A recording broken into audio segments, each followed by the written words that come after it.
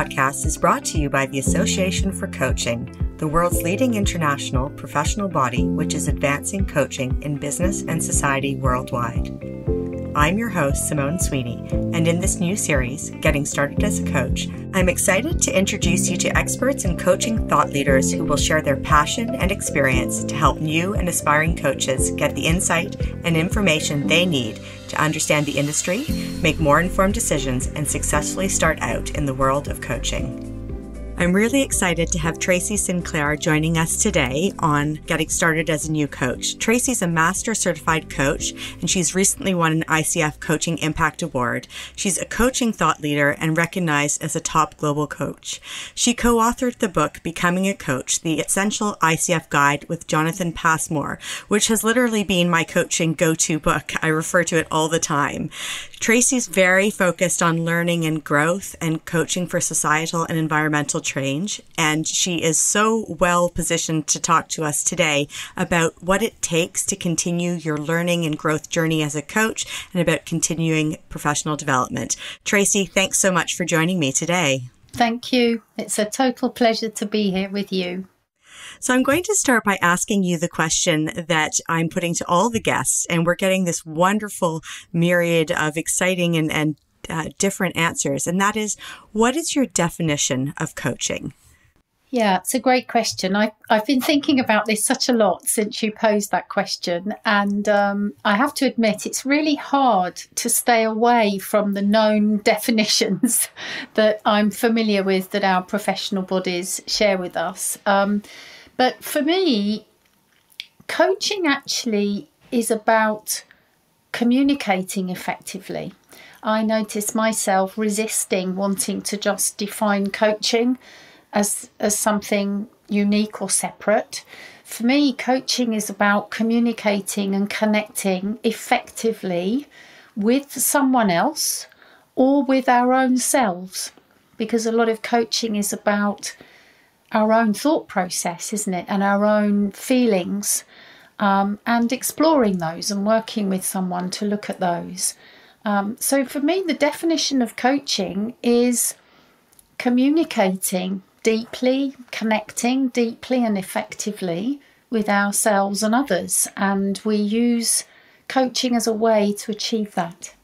That's a fantastic definition, and I think really helps to show the importance of that self-reflection and deep look at where you are and the partnership between the coach and the coachee. So thank you for sharing that with us. So when you think about coaching, where do you think it sits on the spectrum of intuitive versus learned behavior? Well, I think there has to be some of both, really. It's like many skills. Some people are born to do a certain thing and they just are like a duck to water, we might say. So there are those people, I think, who start coaching and realise it's something they've been doing for years and they're doing it miraculously, accurately, according to our bodies of work around competencies and things. So I do think that natural skill exists because, we know with other things like, manual therapies and things like that, people are natural massage therapists or natural reflexologists and all of those kinds of things. So I do think there is a place where some people just have within themselves that energy and that approach that is what we would call coaching.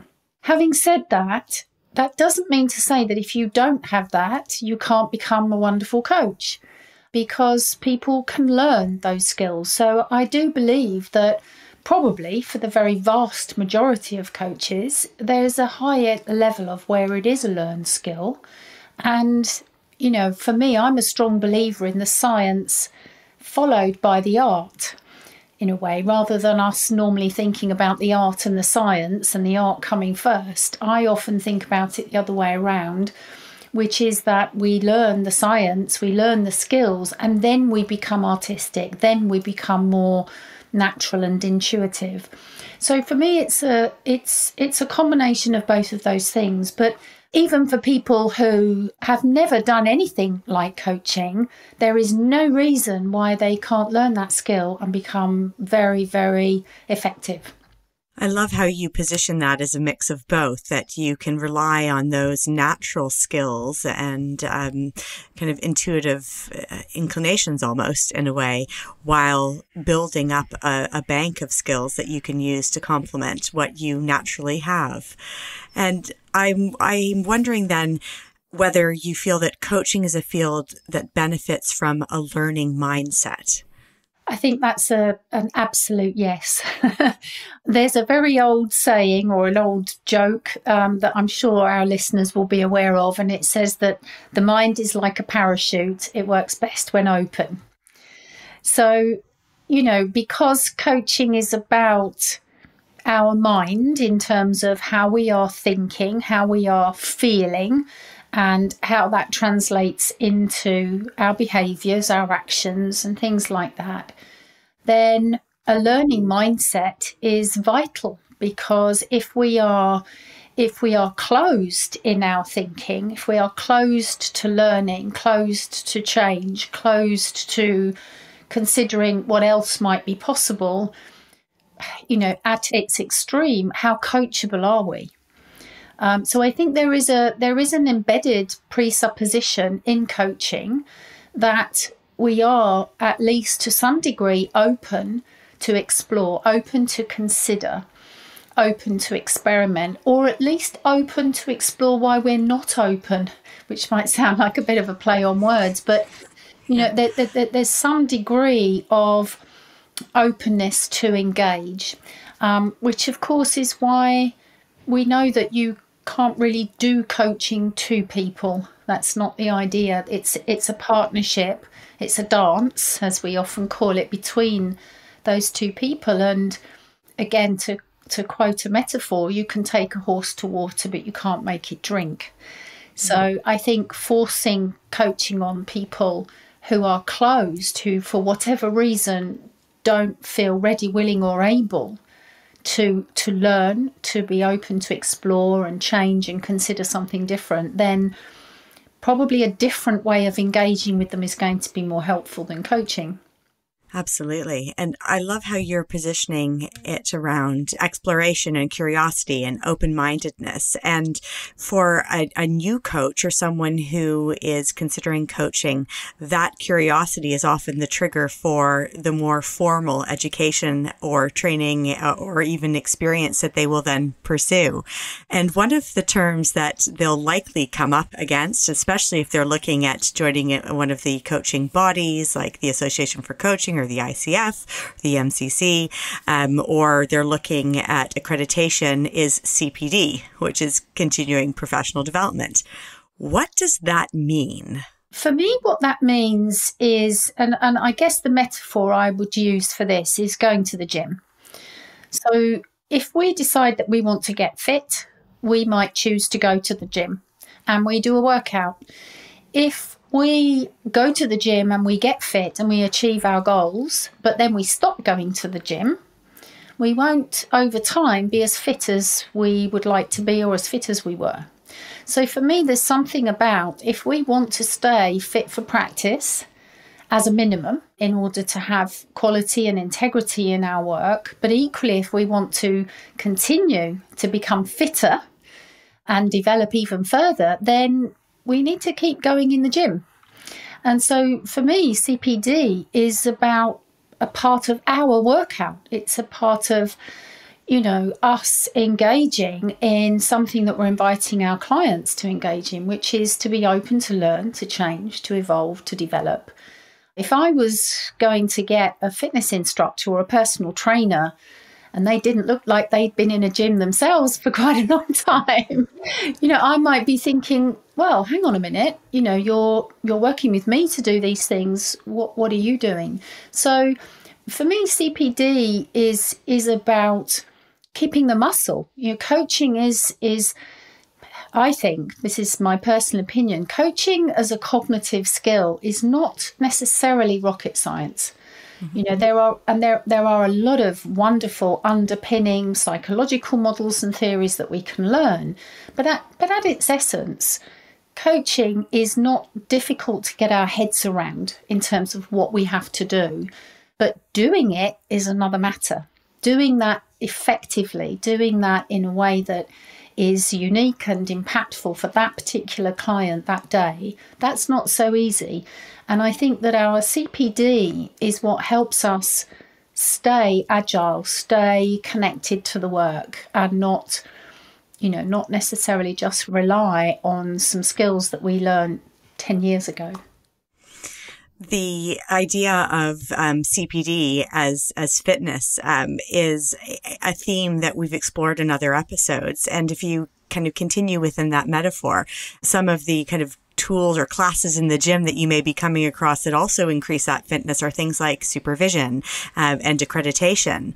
And if we are looking at coaching as a self-regulated industry, those all become really important to ensuring that kind of fitness to practice, driving standards, having an eye on ethical considerations and keeping that at the fore of what we're doing. So it's a wonderful metaphor in that sense. And as a newer coach, one of the things you're often trying to balance is where you put your time and your energy. And it also can be very tempting to keep focusing on learning rather than building the business, building your experience base, dealing with the reality of maybe struggling to get clients or figuring out some of the practicalities. How does a newer coach know when additional learning is additive rather than a distraction from some of the other things they could be focusing on? I think that's a tricky question in a way, because there's no simple one answer to that. I think it's and it depends, which is always a very unhelpful answer, I know. Personally, I think that adding to our skills is always going to be valuable, but I know that I'm coming from a place of being a compulsive learner because I love learning new things. I just find that interesting. But I'm also very aware that if we take that to an extreme, we could become overwhelmed as coaches. And I meet a lot of coaches who feel quite overwhelmed, especially in the early days, because they think, well, I now need to do this course and I now need to become qualified in that and certified in this, and I have to be licensed in all of these different tools. And it's never ending. And we can start to think, my goodness, when am I ever enough? When am I ever going to be fit for practice? So I think there is a balance to be struck. And also from a very, commercial perspective, and let's face it, unless we are in one of those positions in life where we're coaching for, philanthropic purposes, coaches need and have every reason to make money, to earn a living out of their coaching. So I think there's something else here about a return on investment for the investment that you put into yourself. Part of the cost of setting up a coaching business or a coaching practice, whatever you want to call it, is how much money have I spent and do I continue to spend on developing myself as an instrument of this work? And when am I getting payback on my investment? Because otherwise I'm at a deficit. I might be still loving the work and enjoying that development, but I'm at a deficit financially. So I think for each person, I would always really encourage thinking about that balance of what I'm investing in my development versus what I'm getting back, which of course then opens up a whole nother area of how many clients do I need? What kind of pricing structure might I have? How many clients can I have on my portfolio at any given time? And I always really encourage coaches to be professional about that, to have a business-like approach to that, which for some people is very natural, but for many people it isn't. One of the things that we know is that the skills that are required to be a wonderful coach are not necessarily the same skills required to develop a successful business. So we've got to make sure in a way that we manage both, and that we bring both. So I think The long answer to your question is it is a balancing act. And I think we need a little bit of, I always encourage people to have an annual or a 3-year plan that includes some regular development, but equally has an eye on how am I getting a return on investment for that development through the work that I'm building. That's excellent advice. Grounding your learning kind of plan, your curiosity in what is going to be a value add to yourself from, I guess, a curiosity and personal development perspective, but also tempering that with the reality of your business and what is going to help you to increase your success within that space. So I think that's a really great piece of advice for people who are earlier in their journey, or indeed all coaches, because it is a profession where continuous growth and development is a very enriching way of working. You mentioned that you are a voracious learner. You're very curious, and I know you focus a lot of your time on personal growth and development. What are some of the more popular or successful ways for a coach to learn in terms of taking in new information? I guess you've got the very obvious ways, which is to go on developmental courses, whether they are virtual. Probably a lot of them are virtual now, but equally we're getting more face-to-face courses coming back. Webinars specialising in particular aspects of coaching, like working with metaphor, working creatively, working with silence, so some of those peripheral areas. So I think they're some of the obvious ones. There's also linked to that conferences, which can be great places, not just for learning, but also for networking. And then, of course, there is the reading option. I mean, there are hundreds of books available around not just the core body of work associated with coaching, but many of the peripheral areas. So I would say they are probably the primary obvious ways of engaging in learning. But there are also some others that people don't tend to think about quite so much, which are things like learning circles and coaching circles, where we learn through exchange. We learn through reflective practice, and we don't have to just do reflective practice alone, although journaling and things like that, reflective practice as an individual practitioner is very valuable. But groups coming together, local groups, coaches who connect periodically to exchange ideas, perhaps in a formal setting with a supervisor, as you were identifying and mentioning earlier, they are all wonderful forms of CPD that are more reflective in their nature as opposed to taking in new content and new data. But one of the things that I would really recommend any coach does to learn is to listen to their own work regularly. To listen to that, obviously with clients' permission to record, but to listen to our work periodically, once a quarter, twice a year, whatever it might be, with your competencies that you've been trained in to hand, and try to listen with an objective ear and look at the work and say, well, have I been clear and concise? Am I asking multiple questions? Did I make use of the client's language? Were there periods of space and silence for reflection? Did I ask leading questions? And there are many reflective questions that are available that could help guide that kind of inquiry. Most coaches don't like listening to their own work. I hate listening to my own, so I wouldn't blame other people for not liking it.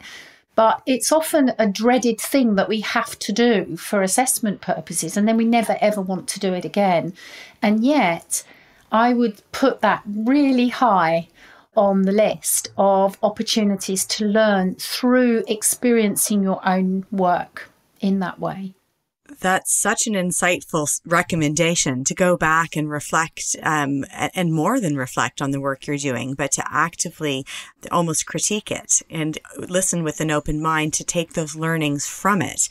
And it is typically at points of accreditation or assessment where you would do those things, but then it's kind of human nature to move quickly on and not to dwell on something that's come in the past if it could be seen as a more critical experience. So adding that into some of the more conventional tools for CPD and continuing development is a really super piece of advice. So thank you for sharing that. And it leads me to be curious as to, in your experience in learning and as a keen learner yourself, do you focus as much as you did perhaps when you were starting out? Or where are you in terms of the time you spend on learning versus the practice compared to when you first started your coaching journey? I believe that I'm investing just as much of my time and energy in learning for myself. I'm just probably nowadays doing it in slightly different ways. So in the earlier days, I was constantly looking for the next course, back-to-back courses. I'll do this one this year or that one next spring, and then I'll do that one. And I was, I'm a course junkie, if you like. So that was probably how I would spend most of my learning time. I still do go on courses, but not back to back. I have space in between them now. And what I'm spending more of my time on now are some of these reflective pieces. So I have my own coach. In fact, I'm greedy. I have 3 coaches of my own, and I connect with them for different reasons. I work with them because I have a different kind of relationship with them, and depending on the piece that I want to work on, I'll reach out to a different person. So I am still coached on a regular basis, and I really feel that that's an important part of my development. I'm in regular supervision. As a supervisor myself, I have supervision of my supervision. I'm in reflective practice groups with colleagues, different groups and pods around the world. We come together to talk about various aspects of coaching. And I'm also doing a lot of what I would call almost non-coaching related study now that somehow takes me back to coaching. So just as an example of that, I'm currently training to be a yoga teacher, and my yoga practice and what I'm learning is really informing my coaching, which is, you might think, well, they're 2 very different things, but actually they're not. There are many other ways of learning. People who are studying mindfulness practice or other pursuits that are all part of how we are nurturing ourselves in some way, how we're opening ourselves up to new experiences. So I would really encourage people to think as creatively as possible around what actually informs your practice. It's beyond the obvious. That goes back to your first point beautifully, is that, there's a lot of things that are intuitive or innate to an individual that absolutely should be seen as a benefit or a tool that they can call on to use within their coaching practice. And it's so encouraging to hear someone with your experience putting such a profound attention on that development journey and being coached and being supervised, as well as having your supervision supervised, and looking at so many different tools and ways of that kind of continuing both professional coaching journey, but also the personal growth that is so wonderfully beneficial to how you're coaching and taking things in. And that kind of makes me curious as to, everyone will experience the need for learning or interpret the need for learning and development in a slightly different way. Some people are natural and avid learners. Others may see it as something that's almost a box to tick. If you think of it from that perspective, and for those that have not maybe gone through an accreditation process where the CPD part is a necessity in order to achieve a certain level, should CPD be seen as something that a coach treats as mandatory for their ongoing kind of success? Yeah, it's a great question. I hate to think that we have to make things mandatory, because so much about coaching is around having our own free will to express ourselves and be ourselves in the way that we want to. So I notice as you say that or ask that question, I do have a slight aversion to that word mandatory.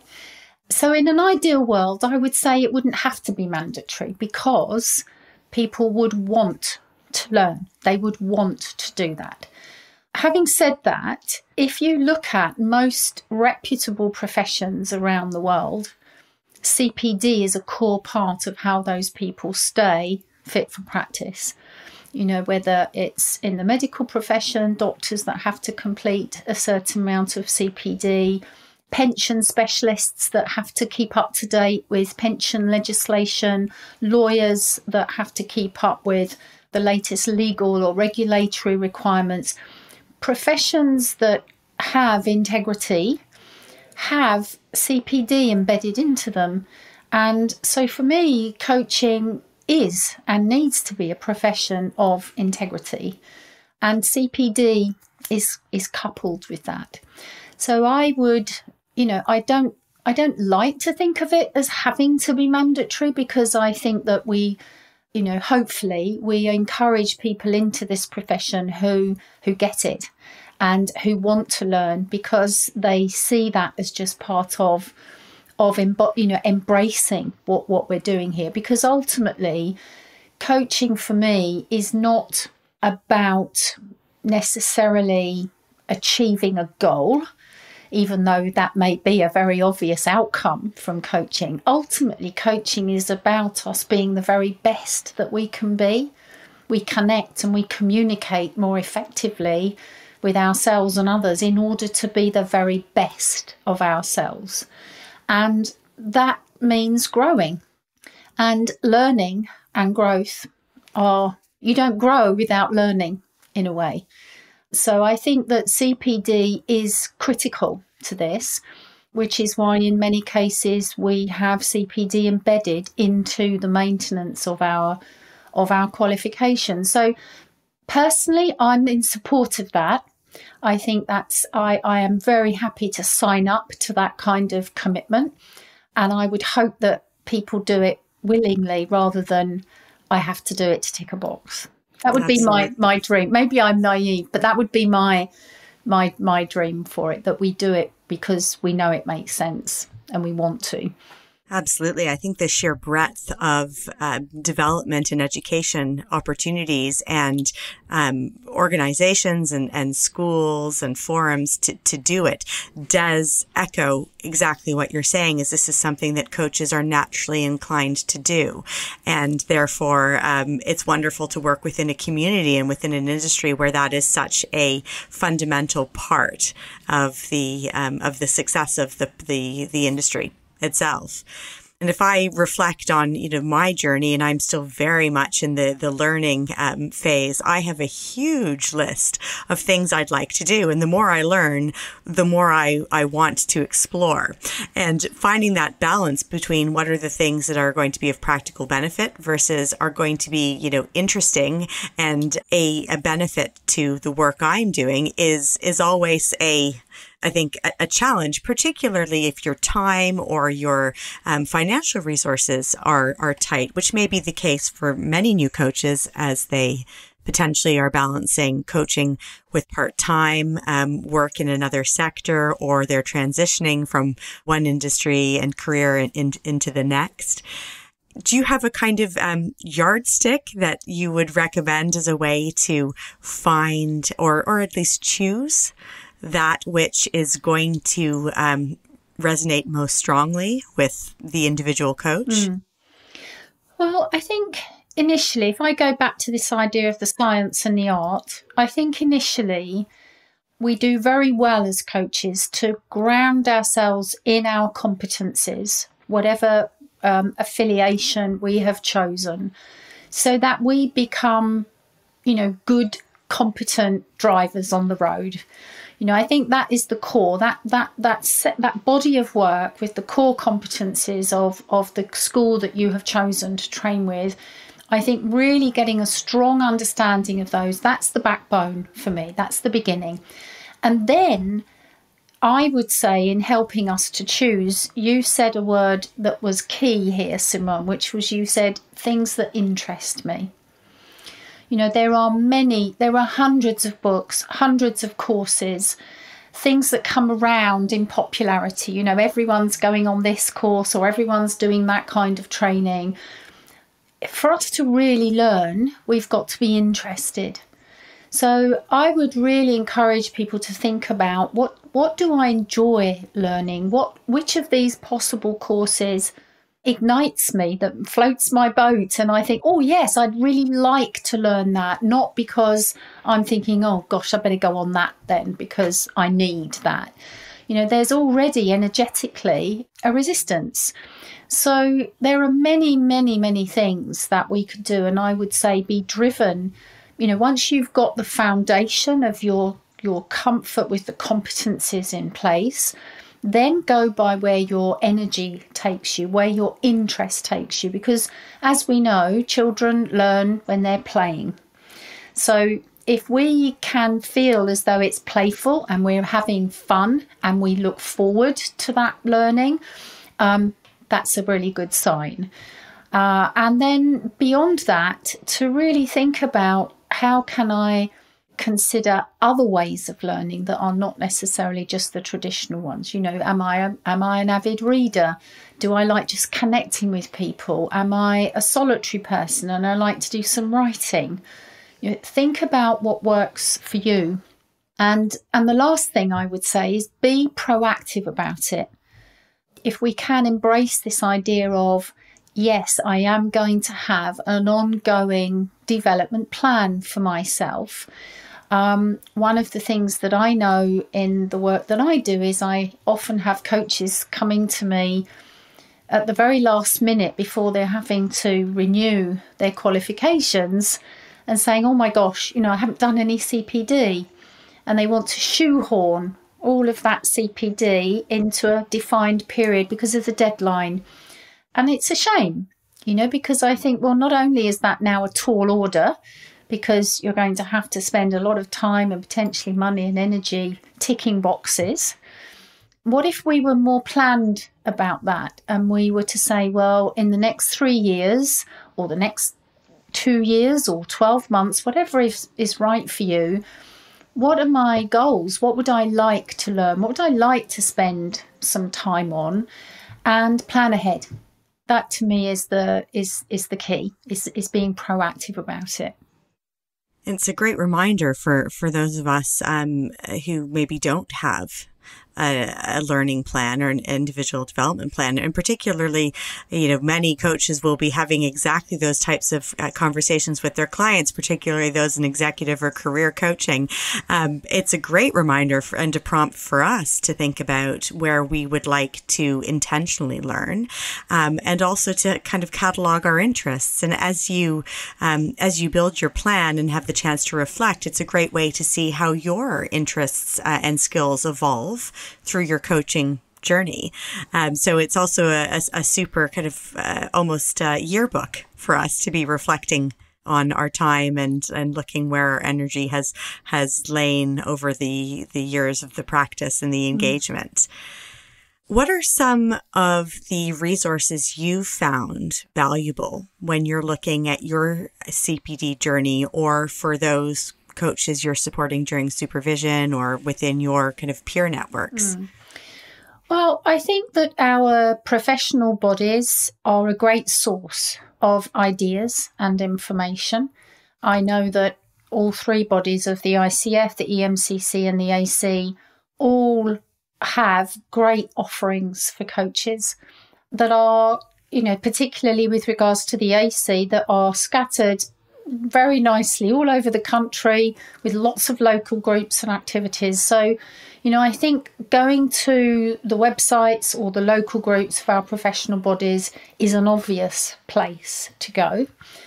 There's also things like some great journals and magazines that are around now for coaching. And obviously I don't want to start advertising some of those, but I mean, there are some very good magazines and journals that also have ideas and people, you know, exchanging ideas. And I think anything that we can do to actually be immersed in the profession rather than be outside of the profession, the more active you can be in connecting with other coaches, reading about coaching, going to conferences, being part of a professional body rather than just being very passive and a lone ranger, if you like, then the more we will hear about those opportunities and the more we can tap into them. The other thing that I find for myself is building my own personal network of colleagues in the coaching profession, whether it's here or overseas. I'm getting to hear about what they're doing.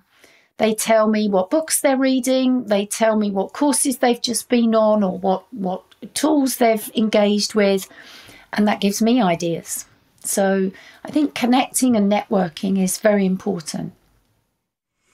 It's fantastic to hear you speaking about the community and the power of a network in terms of learning as well. It's something that's come up throughout the series, and I think is a fantastic reminder for newer coaches, particularly those who may be transitioning out of a more structured corporate environment where they're used to working within a team. So considering your network and your community of coaches as a way also to keep your connection to others at a point that might be a transition is also a really nice way of settling in to what is a very welcoming industry, but when you're just getting started can sometimes, leave you feeling a little bit isolated. So that's also a great recommendation for us. Looking to the future of CPD and kind of what's happening right now in the coaching industry, are there any particular areas that leap to mind that you can see coaches focusing their learning behind? Any kind of trends or themes that are top of mind for you for learning right now? Well, I guess I'm just noticing how coaching itself is evolving. Coaching has in the past been perhaps put into a couple of categories, executive coaching, which is very corporate and very structured, or life coaching, that's supposedly these different domains. Personally, I think at the end of the day, it's all coaching. It's just a slightly different context and a slightly different focus, perhaps. But some of the changes that I'm noticing is that it feels as though there are more defined niches surfacing in coaching now, which can be interesting for people to think about. Not that I think coaches have to niche necessarily. I haven't particularly. But, things such as, I know there's a growing space in coaching for family businesses, for example. The blend of which obviously the EMCC is very focused on is that blend of modalities between coaching and mentoring. That's always an interesting blend to be thinking about, and where does each of those ways of working have a place? There's also things such as with the unfortunate, uprising of people's mental health challenges or well-being challenges, there's an ever-increasing boundary between coaching and counselling or coaching and therapy. So those kinds of spaces are interesting to think about. Do I want to work in the well-being space? Do I want to work in healthcare? There's enormous growth in coaching in healthcare. I know of coaches, for example, who are previous lawyers and solicitors, and they niche in the legal profession. There's all sorts of different ways that we could think about how we want to start to shape the kinds of work that we do, the environments that we work in, and that can also, of course, then inform the kind of CPD choices that we might have as well. So I think that some of these trends are coming through even more now, and coaching is evolving. Another huge example would be in education. There was a time when coaching was unheard of in education, yet now there are many, many programs bringing coaching skills not just to educators, but also to parents and to young people and to children. Social impact initiatives to bring coaching to entrepreneurial women in Africa. So many wonderful areas for us to think about. So I think there's a lot of opportunity, really, for people to find their place. And I would really encourage any coach to think about that beyond just the basic, I am a coach. there's a lot more we could unpack in that, in terms of the kinds of work that that bring us alive, that bring us alive and get the best out of us. It's such a wonderful highlighting of, I guess, the wealth of resources, but kind of thematic exploration that's available within the coaching industry, and how it is informed by so many topics that are important to society as a whole. And that goes back again to your earliest points about taking those things which are innate in ourselves, but also that pique our interest and naturally attract our energy. So those are great sources of guidance for someone who is maybe struggling to see the wood for the trees when it comes to learning and helping us to choose our path through that. I would love it if you would share with us your one pearl of wisdom for a new coach, please. Well, if I have a pearl of wisdom, I often think wisdom is something to keep aspiring to. But if I have a pearl of wisdom, it would be to really focus on the self as instrument of the work. It links back to something that we've said all along today around investing in our own development, our own growth. And that is not just at the level of what other skills do I need or what next course should I go on. My pearl of wisdom would be, how are we also nurturing our own personal growth, our own emotional intelligence, our own capacity to be present, to be available. So self as instrument, the being of the coach, is just as important as the next set of skills that I can learn. It's something that we don't often think about when we first start, because we're skills hungry and we just want to know what to do better, the doing of coaching. But ultimately, I believe that to really, really make a difference in this world, and we can all do that with every conversation we have, it's just as important how we are being as a human being. And so the pearl of wisdom I would summarize as, who you are is how you coach. So who are you? That is such a thought-provoking and inspiring piece of wisdom. Thank you for sharing it. Tracy, where can people go to find out more about your work or to get in touch with you? Well, I'm always very happy to catch up with people. My email is tracy@tracysinclair.com, so very easy. And my website is tracysinclair.com, so that's very easy. And I have a LinkedIn profile, an Instagram profile. My organisation is called Coach Advancement. So you can find me on social media. I don't think I'll be that hard to find, hopefully, but always happy to hear from people. Wonderful. Thank you. And we'll include the links to your website and to your email, etc., in the show notes, as well as some of the resources that we've spoken about today. Thank you so much, Tracy, for your openness and for sharing your experience and your wisdom. I know it will help many new coaches and many seasoned coaches to think about how they can continue to develop their practice, but also to grow themselves and to really leverage that curiosity and the kind of natural love for learning within all of us to really enhance our coaching practices. Thank you. Thank you. It's been such a pleasure. And I just want to encourage everyone to keep coaching, make the difference, conversation by conversation. Thank you. Thank you for listening to another podcast by the Association for Coaching. For 20 years, our purpose has been to inspire and champion coaching excellence, advance the coaching profession, and make a sustainable difference to individuals, organizations, and society. To find out more about the AC and our member benefits, follow us on LinkedIn or explore our webpage at associationforcoaching.com. There, you can keep up to date with our latest podcast episodes, enjoy the wealth of digital learning offerings, and gain insights from our Coaching Perspectives magazine.